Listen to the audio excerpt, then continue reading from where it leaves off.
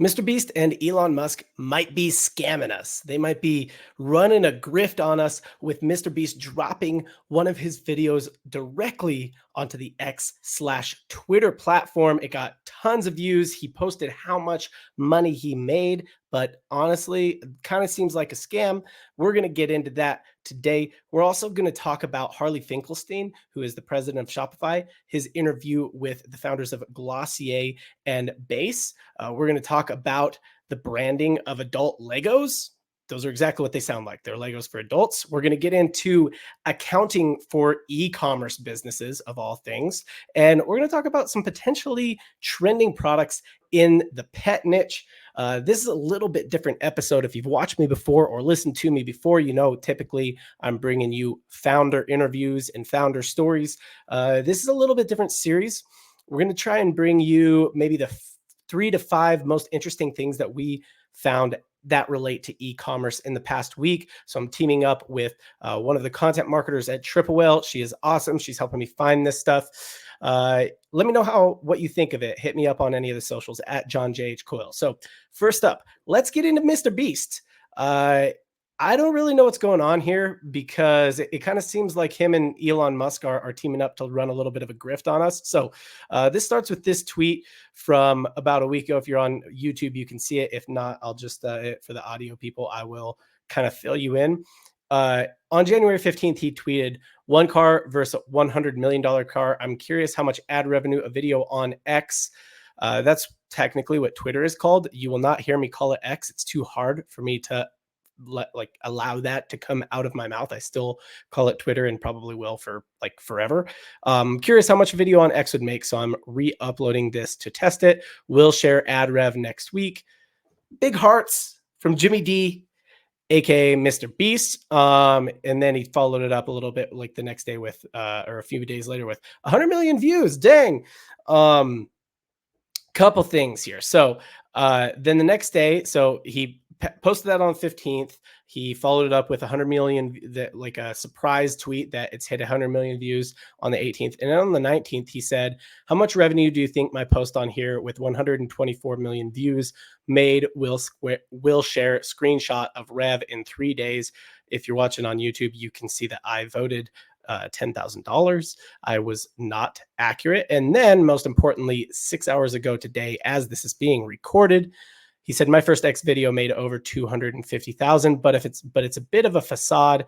Advertisers saw the attention it was getting and bought ads on my video, I think. And thus my revenue per view is probably higher than what you'd experience." I definitely can agree with that. And then last little thing, he said, "I'm going to give 10 random people that repost this and follow me $25,000 for fun. That's the $250,000 my X video made. I'll pick the winners in 72 hours. So he said that later today too. So classic Mr. Beast cash money giveaway. Okay, so that's the rundown. We got a couple problems here. So first of all, and this is, look, I'm not looking to get political here. Basically, whether you like Twitter or X or not is almost purely divided by party lines at this point. That's not what we're doing. This is like business. We're trying to really figure out what the repercussions are for entrepreneurs, for businesses, specifically for e-commerce brands. So Mr. Beast is a founder of a major e-commerce brand, Feastables, one of the biggest, fastest growing chocolate brands in the world. Twitter is a platform. Here's a couple repercussions as I see them. First of all, Twitter is a platform where direct linking is very possible. So Mr. Beast has traditionally done YouTube videos, and that's where he does the most like views. You can link in YouTube videos. You can put links in the description, but you can't tag other accounts. Linking isn't very natural experience, where Twitter is more of a hub and spoke model of the internet. YouTube is like this very closed environment where you go there and you're not really supposed to leave. Twitter is a very hub and spoke model of the internet where you're hanging out at this hub of Twitter and you might link and click off to another part of the internet. That's just more of the natural way to use this.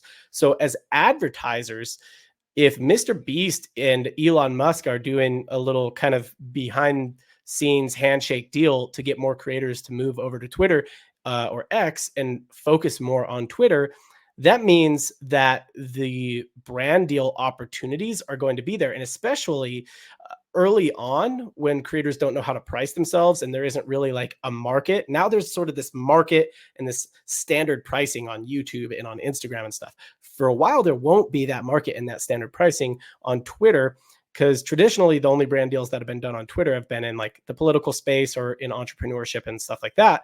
If you're a physical product brand, this might be a good opportunity to ride the wave of creators that will almost undoubtedly put more focus into Twitter now, and do brand deals with them and potentially get traffic, like endorsed traffic by them for relatively good cost and for relatively engaged traffic. Now, a couple other things I will throw out here.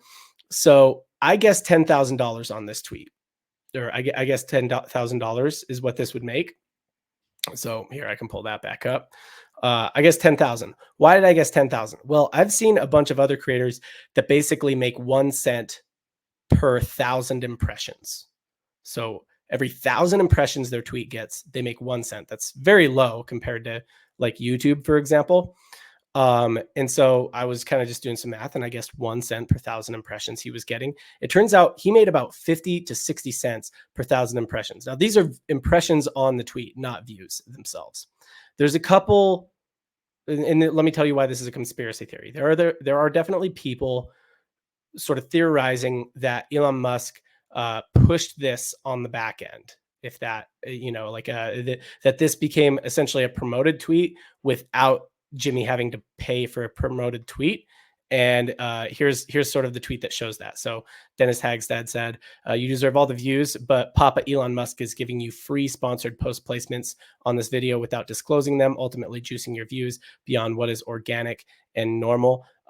So he's basically citing that, right here, there is no timestamp. If you're watching on YouTube, you can see that there's no timestamp on this video as it showed up in his feed, whereas typically Twitter posts do have a timestamp. So can you expect these kinds of views from creators of a similar size to Mr.Beast? Not that there really are creators of a similar size of Mr.Beast.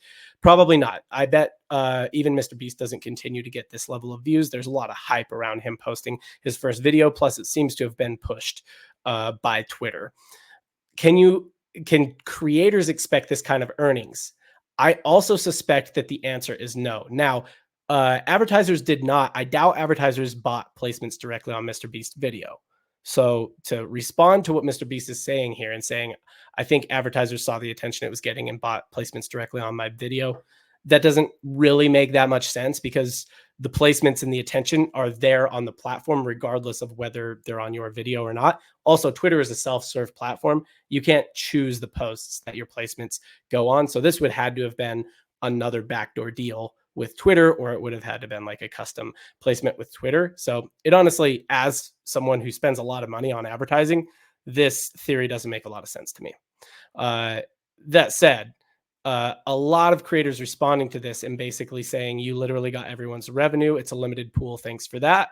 Can we see a comparison to the same video on YouTube? I did the math on the same video on YouTube. I don't know how much he makes per 1,000, but I'm going to guess he made 250,000 here on Twitter. I'm going to guess he made probably between 850,000 and 2 million for the same video in ad revenue on X, or on Twitter. Sorry. Twitter. On YouTube. So he made 250,000 on Twitter, and I think he made between 850,000 and 2 million on YouTube. It also got way more views on YouTube. It got 215 million real views on YouTube, where on Twitter it only got 150 million impressions, which is probably about 15 million real views. Elon, so other people saying, basically that they did not get. So this guy said, yeah, WTF, Elon literally gave you all of our ad rev because we got nothing. This guy said, and there's everyone else making $100. And this guy said, I wonder how so many creators have a glitch where they didn't get paid 3 days ago. So this definitely seems like some kind of collusion between Elon Musk and Mr.Beast. It doesn't seem as clean as the way Mr.Beast is saying it. That said, I like the summary, to end on a positive note. I like the summary that this guy said. He said, dang, all I got to do is make increasingly high production videos and build a massive audience over the course of many years of grinding and hard work, and I could make big money too. Yeah, so if you're a creator, look, he deserves it. he built a massive audience over a long period of time. That's going to be a recurring theme throughout this episode and throughout the brands built here. Bottom line here basically is for brands, this is a potential big opportunity to partner with creators on Twitter, especially if they start paying attention to Twitter and more. If you're a creator, there is opportunity on Twitter, but I wouldn't let this example drive drive what you're doing. Like you probably won't see the numbers Mr. Beast is seeing. He's basically getting 50 times better cost per thousand impressions or RPM, CPM than any other creators are. So, if you're a brand, partner with creators on Twitter or don't. It really is up to you. I'm not really going to do a hard landing on this one. I think it's worth testing if you have the resources to test it, but there's also something to be said for not getting distracted. On to the next thing. So, next up, we're going to talk about Harley Finkelstein and his interview with the founders of Beis, Travel, and Glossier. So these dropped last week as well. And let me put myself in the view that I want here. All right. So I'm going to actually just play some of this audio because it's short enough that you can see it, that you can hear it. And then I'll just kind of like react to the video, but you should be able to hear it on audio if you're listening on audio. How does a company that is 10 years old. So this is Harley Finkelstein, the president of Shopify, talking to the founders of Beis and Glossier. And a company that is 5 years old becomes so dominating so quickly, so disruptive. Because frankly, my hypothesis, and I think a lot of people in this room would agree with this, is that in the history of retail, in the history of business, the velocity of which businesses are being built today has never been seen before. And there's a couple things that I want to mention before I ask a few questions. The first thing is both Beis and Glossier have grown at what we call at Shopify holy shit speeds. That's a technical term.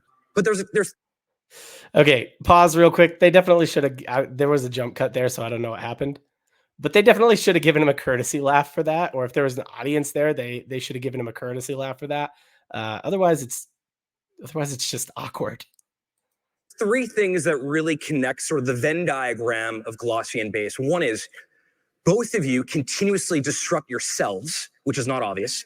The second is that you've created a category within a traditional category that just didn't exist before. And third, you sort of have this vice grip on the consumer. And I want everyone in this room to leave the next 28 minutes understanding a little bit more about how you did it.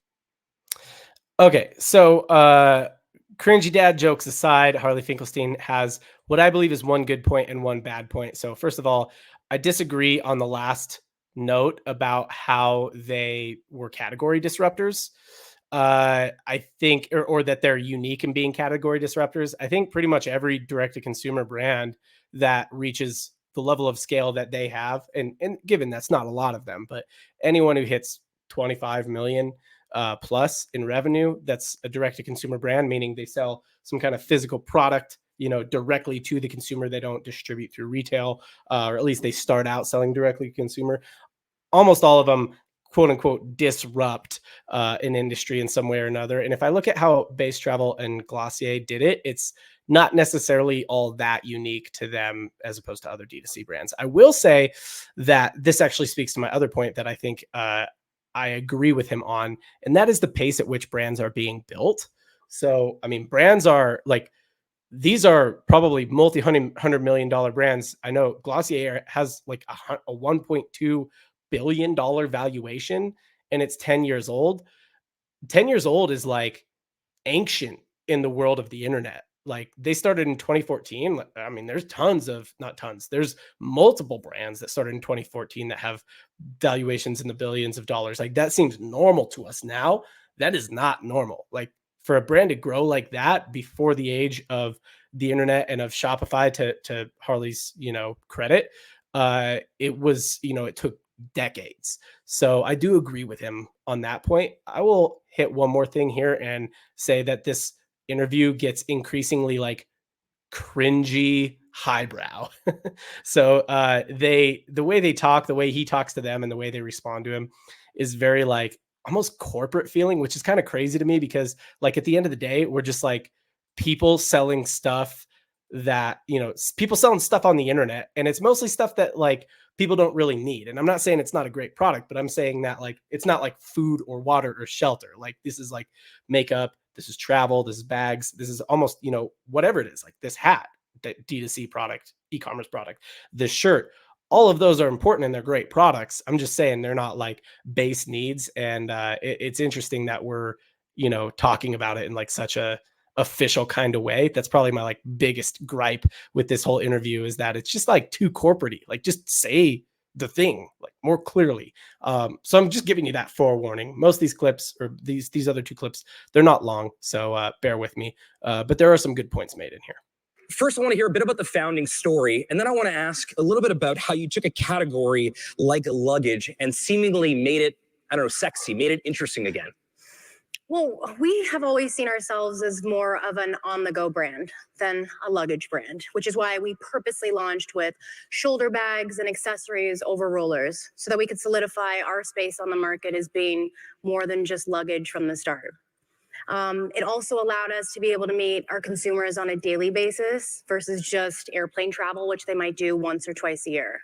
I have always had an interesting fascination with bags. I have a core memory of getting my first caboodles, and I don't know if anybody else knows what a caboodles is, but it is a gorgeous plastic vanity kit. Mine was purple with sparkles. It was wonderful.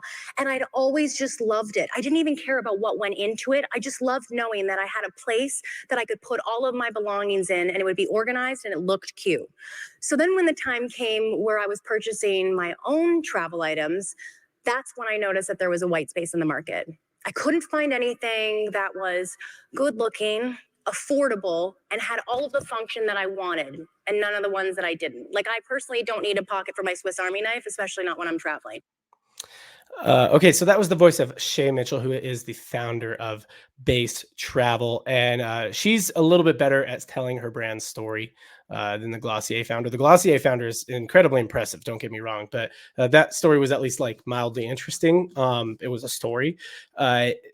It was a little contrived. So nothing existed in that time in 2019 that like looked good and met her needs. I don't know that that's accurate. Let me tell you what actually happened in like very simple terms here.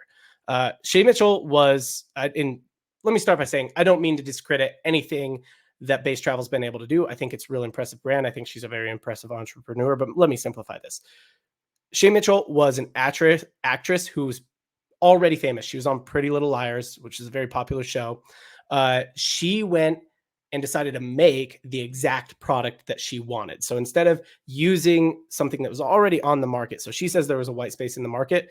Yes and no. I don't think that there was like really that big of a white space. It was a relatively small white space, and that white space was, what exactly does Shay Mitchell want? She made that, and then she decided to launch it as a brand using the distribution that she had as a famous actress and somebody who has a large social media following. I'm not knocking this. It's very smart. It's the way you should do it if you're in her position. And in fact, I think most brands start with this product, positioning where they try and look for a real white space in the market, when the fact of the matter is there's like a lot of consumer brands that exist and there's very little real true white space in the market. A lot of brands should look at like, where is white space in distribution? And that's exactly what they did. She had distribution. She had an audience. So they launched a brand with it.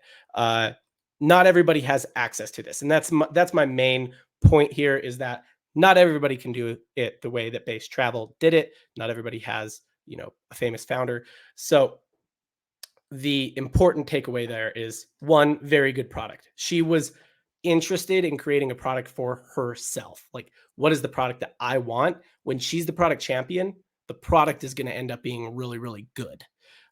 So they're like, the products are fantastic. That takes care of a lot of it.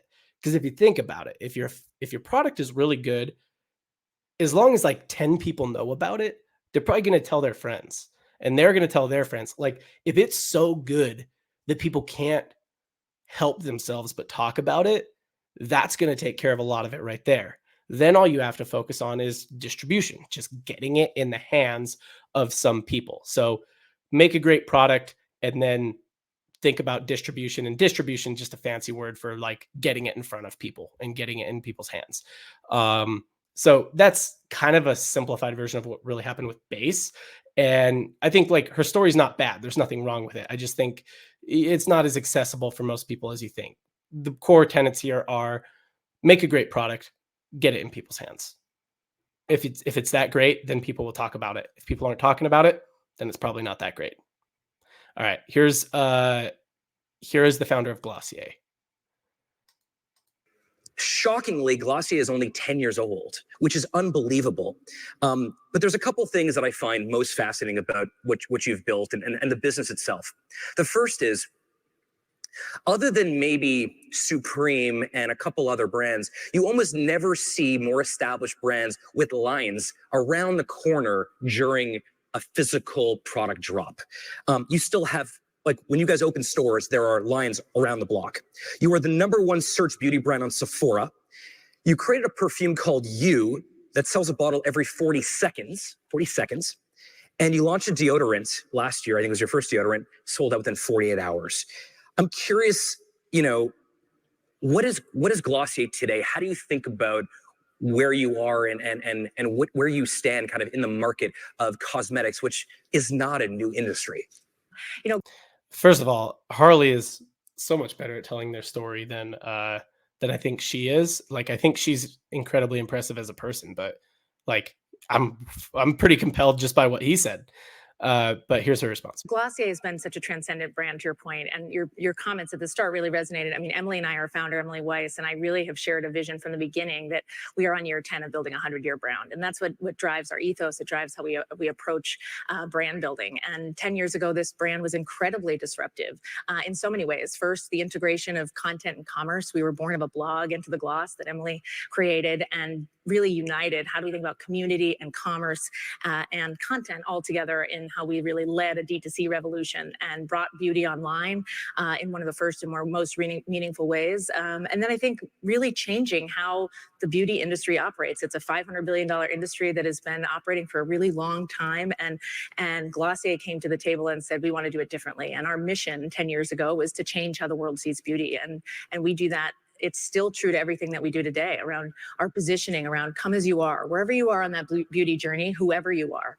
What makes you feel good? Because the best and most iconic brands that last for decades resonate emotionally. And to me, that is why people are lined up around the blocks for our stores. It's why people wear the sweatshirt of a beauty brand. It's because they have a deep emotional connection and they want to be a part of something bigger than themselves. And they want to do that through the products that they buy, through the experiences that they have, through the way that they connect multi-generationally. We are very connected with consumers across generations. And I think that's what's driving things like you look at the Taylor Swift effect right now, 8 to 80, it's because they believe in what she stands for. And I think the brands that resonate for decades stand for something. And for us, that's what we're building. Okay, so she's not wrong. There's nothing wrong with what she said. It's just not incredibly actionable or accessible for a lot of people. So, like, what do you do if you're actually an entrepreneur? What do you do with the information that you just got from this interview between Harley Finkelstein, the founder of, or the president of Shopify, and these two other incredible founders? Like, there's not much there. So let me distill it a little bit. Here's a little bit of a background on Glossier. And I'm going to simplify this. Just because I'm simplifying it doesn't mean it's not impressive. So simple does not mean easy.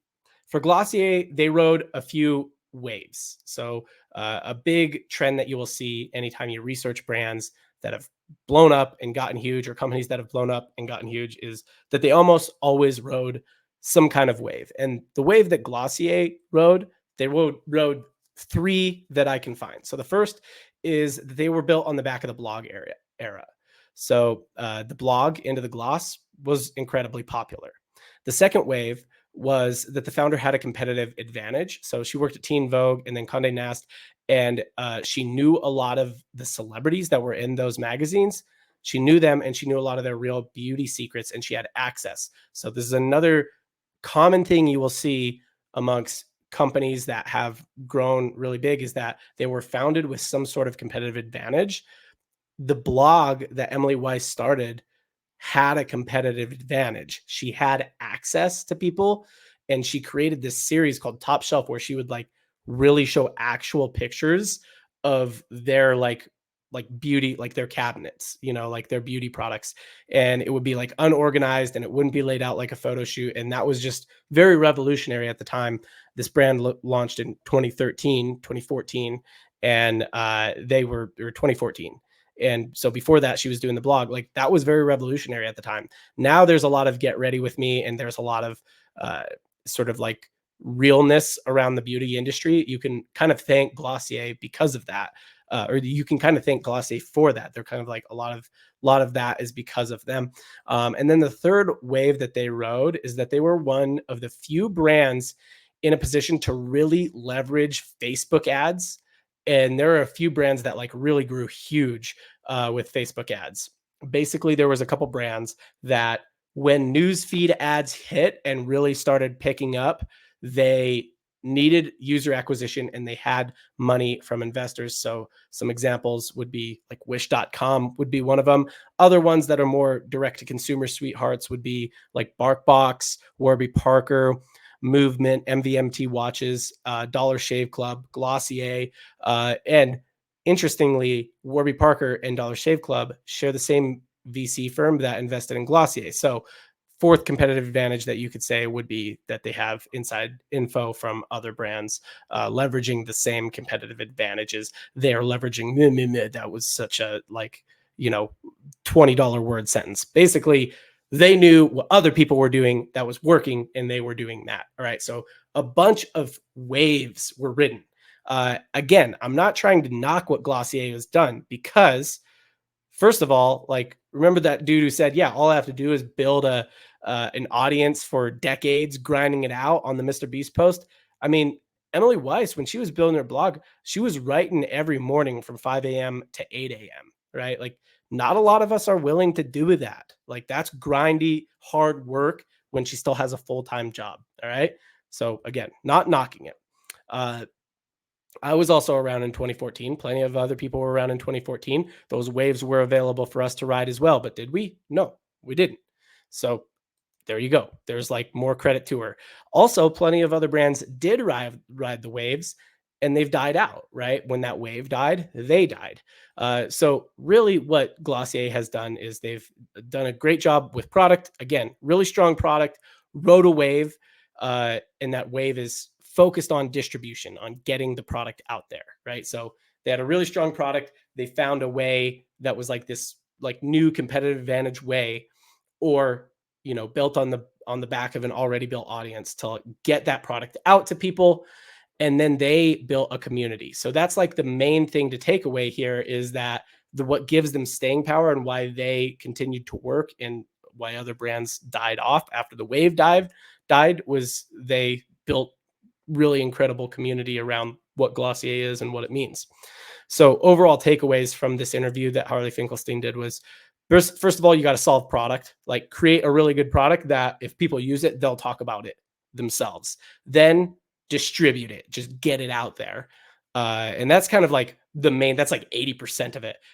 Then for staying power, you have to build real community, right? You have to have like a real community around your brand that cares about the things you care about. And that they don't have to be passionate about your products. They just have to be passionate about the things that you are passionate about, right? So if you're a apparel brand, like what kind of people do you appeal to? What kind of creators are they into? What kind of content do they consume? You got to be into that too, right? You got to be hanging out where they hang out. I know that sounds like that's like a very like general non-real world statement, but if you want like a real world example of this, look at Glossier is a real world example of this, or look at some of the boutique clothing brands that are created by like Instagram creators, right? So the community becomes this Instagram creator and what they're talking about in their family, and they're not even always talking about the products in the brand. The products in the brand are just integrated into their everyday life. This is Prime with Logan Paul, right? So the products in the brand have to be sort of an afterthought for staying power. The community is the real thing. The how for distribution in marketing, this is the last thing, is that can often be just explained with like a, like that's usually the thing that you can say, aha, that's what made that brand big, right? So for Beis Travel, it was that the founder was already famous with a big audience. For Glossier, the founder had an audience with her blog, and she also had inside access to celebrities and stuff like that. So that's usually like that aha thing is the distribution, or they rode a wave of Facebook ads when Facebook ads were more rideable. So yeah, that's usually like kind of the aha thing, but that's kind of it, right? Like look for the waves, look for the advantages in distribution, and make a great product. Make a great product, distribute it. All right, next up, let's talk about adult Legos. Got a little clip, another clip.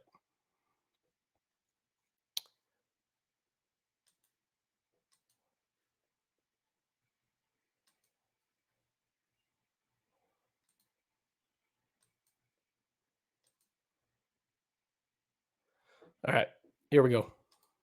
The branding and positioning around Legos for adults is fascinating. First, let's talk packaging and design. Looking at this box, I would actually have very little idea that this is from Lego. These adult set boxes are in pretty stark contrast to their kids boxes, which mostly use these primary colors of bright yellows, bright blues, have a huge graphic that sits in an animated scene, clear callouts on the age as well as the piece details, whereas the adult sets are far more sophisticated and understated. All of the boxes are black, which connotes this kind of So I'm just gonna, for the audio listeners, I'm just gonna run down what was said there. Basically, he just contrasted like the packaging of kids Legos, how it, you know, really shows like who's the age. It like makes it look like a toy. Whereas if you're looking at the adult Legos, this is sort of a visual element, and this is why I'm explaining it. It would take you a second to even know that it was Legos. It looks like very elevated. elevated premium feel.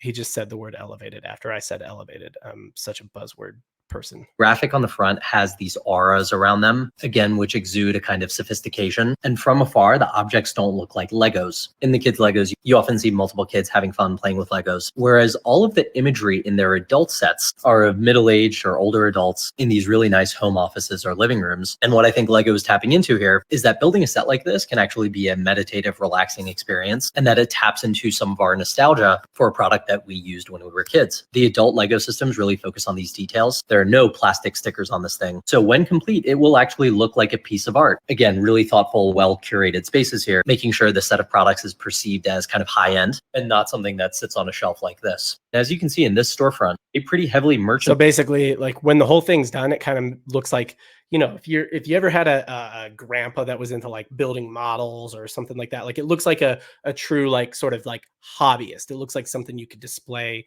in a study, you know, like a study of like a rich dude that has like mahogany desks, you know, with a Lego airplane on the shelf. That's what they look like finished, as opposed to the kids sets that have like stickers and look like a toy.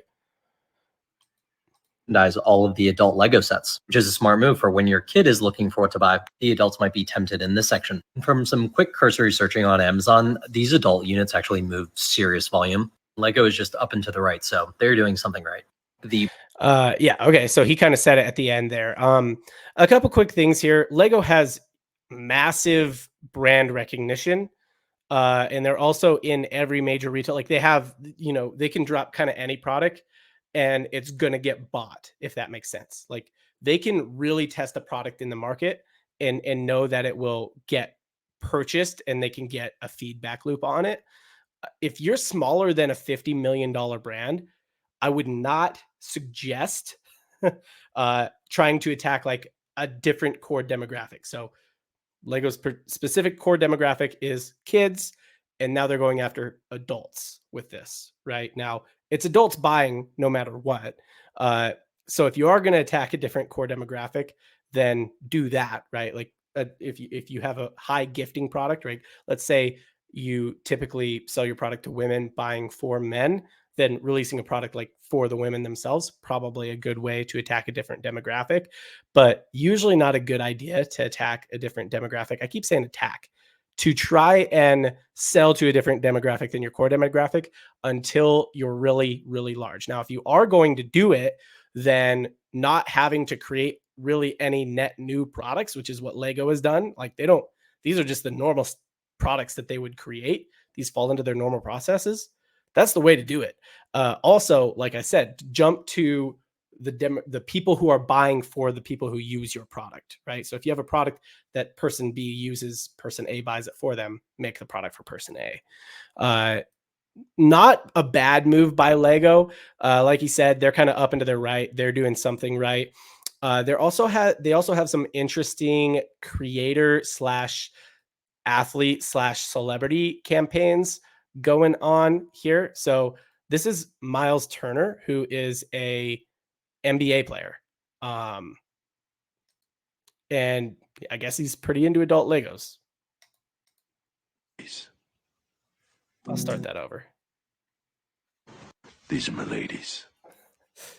This is Jill. This is my lady Amy. Little Susie. Brianna. You know why we call her Brianna, right? It's a long story. Shaniqua. Helga. Miss Kitty. Jeannie. I dream of Teresa. This is Teresa right here. Now is Teresa, is that your Dirty girl. This spot is for my special lady, Leah. I'm gonna say that one more time. Leah. Oh yeah. That's a sweet. Okay, so I could understand for anyone who is listening to this podcast on audio how what you just heard must have been incredibly confusing. Basically, it's an NBA basketball player showing incredibly elaborate Lego builds, like lots of them from Star Wars, a whole bunch of Star Wars, and the Titanic. Miles Turner, I guess, is an actual Lego hobbyist, so probably that this brand deal sort of like evolved naturally. The comments on here are hilarious. This guy said, "Man's become an NBA player to fund his Lego collection." The Pacers, who are the team that Miles Turner plays for, just said, "Bro," with a laugh face. This dude said, "You're living every man's dream." And then this guy, noticing that one of his Star Wars collections or one of the like main Star Wars builds was missing, this guy goes, "Hey, I'm not impressed by any of that. Where's the AT-AT?"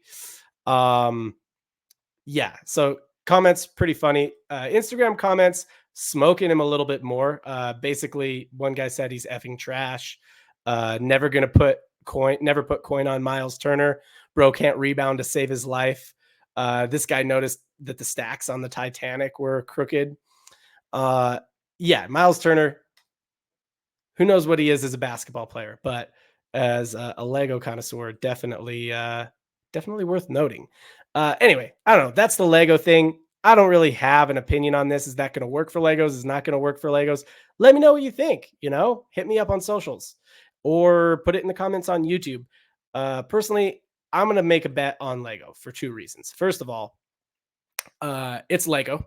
I think they're really good. Like, they know what they're doing. They've been able to sort of survive the toy store apocalypse and grow regardless.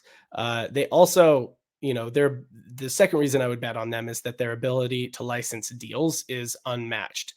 So they get incredible licensing deals. I mean, just imagine if Lego did a collab with like Stanley water bottles, then you'd have all these IG influencer girlies buying the Stanley Lego water bottle set and building it, and it would just go off. So their ability to license is unmatched, and it's probably going to be what makes adult Legos work. Personally, I'm for adult Legos. I'm in favor of adult Legos. Big Lego guy as a kid. All right, next up, we're going to talk about accounting a little bit. So this is more for the e-commerce people. I'm going to sort of distill this and break this down for kind of everybody, for anybody who kind of ever wants to start any business or has a business now. That's kind of the best way I could go about this, is like, how can I just apply this to any and all business? So this massive article / PDF hit this week from Final Loop and Aaron Orendorf. And it is the ultimate guide, e-commerce accounting for DTC businesses, your guide to profit in 2024. I'm not going to spend too much time on this because I get that accounting puts everybody to sleep, but I'm going to break down one maybe important thing here. And that is, first of all, the types of accounting. You got cash basis and accrual. Cash basis is real money in, add it, real money out, subtract. Meaning if I made $100,000 in sales this month, if I look at my bank account and $100,000 came into it this month, and I look at that same bank account and $50,000 went out of it this month, then on a cash basis, my profit was $50,000. Very easy to understand, right? The next thing is accrual basis accounting. And gets a little bit more complicated. So not that complicated though. It's value in, value out. So let's say I did $100,000 in sales this month, and it cost in the product costs, right? So let's say I sold $100,000 worth of this wallet right here, or this hat on my head. I sold $100,000 worth of it.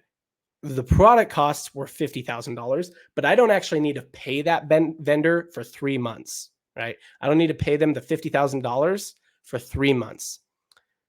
That on a cash basis, that $50,000 would go on my profit and loss statement in 3 months. Whereas on an accrual basis, we're going to bring it backwards to this month. So let me simplify this for you, break this down for you.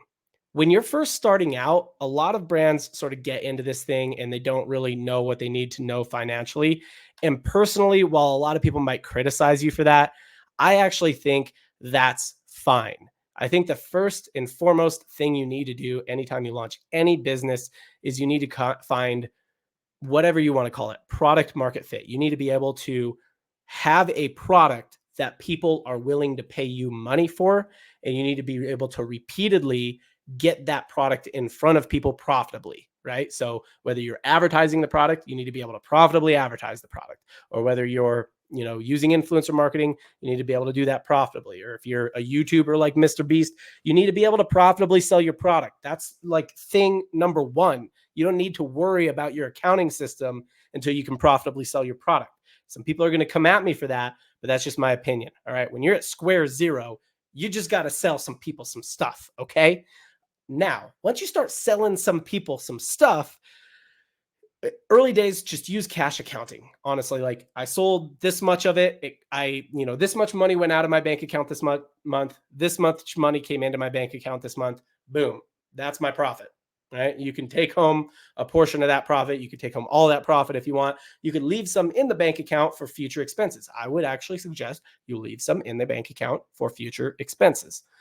Once you grow, and you get to a point where you are able to reliably sell your product over and over again, and it's profitable, you're almost always going to go to accrual basis accounting, especially if the product you sell is a physical product like the wallet or the hat, the aforementioned products.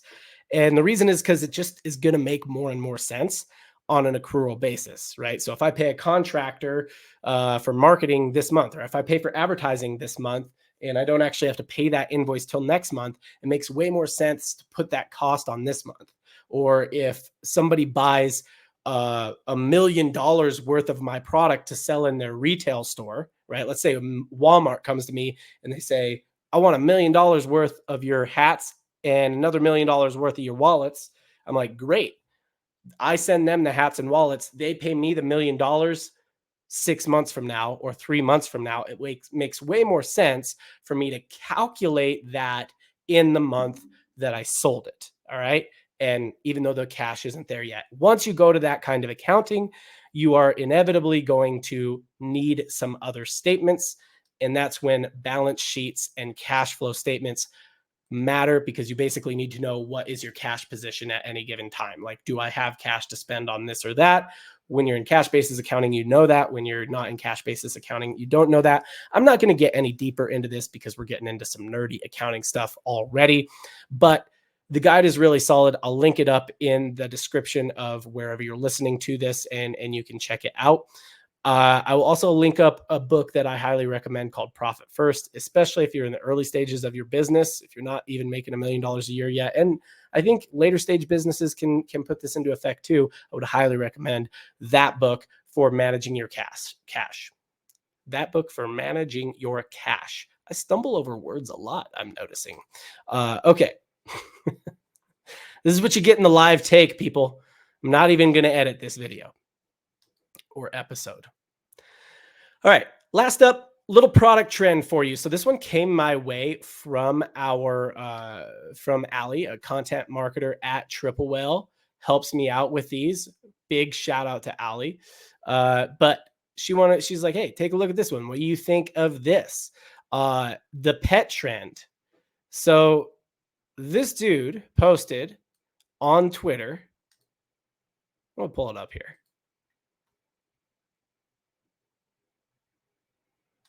See if I can get it. This dude posted on Twitter another booming e-commerce trend, cat litter mats. Cats are on the rise. And then he posted a Google Trends screenshot that basically from 2004 to current shows cat litter mats trending quite a bit. And then he posted an ad for a cat litter mat. So a cat litter mat, I will explain it to you for the people who are listening. I will show the ad for the others. There's some cat litter poured on a magic mat, and it suddenly disappeared. Put it under the litter box so that it can trap all the litter that's brought out by your cat. It can trap litter that's in all kinds of shapes and sizes. And all the trapped litter can be poured inside the litter box and reused, too. I can't recommend this XO litter mat from Cuddles and Meow enough. There's some All right. So first of all, if you've ever had a cat, if you now have a cat or have ever had a cat, you know that some cats do not like these. So just letting you know, cats are crazy animals and they might not like it if you put something under their feet when they leave the litter box. That's just a heads up for everybody who's thinking about buying one of those. But basically this guy's explanation was, hey, this thing's trending. The popularity of cat litter mats has surged due to their effective role in trapping litter and preventing it from spreading. Cat owners appreciate their easy cleaning, reducing the mess associated with the traditional litter boxes. Okay, cool. Here's why I think this is important. This post has been bookmarked 155 times, meaning there's 155 people out there thinking, hey, I'm going to go over to my drop shipping store and I'm going to launch myself a cat litter mat. But let me focus in on something here.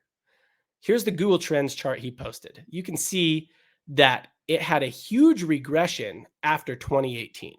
All right. So this thing peaked in 2018, it had a huge regression, and then it's got another swing up.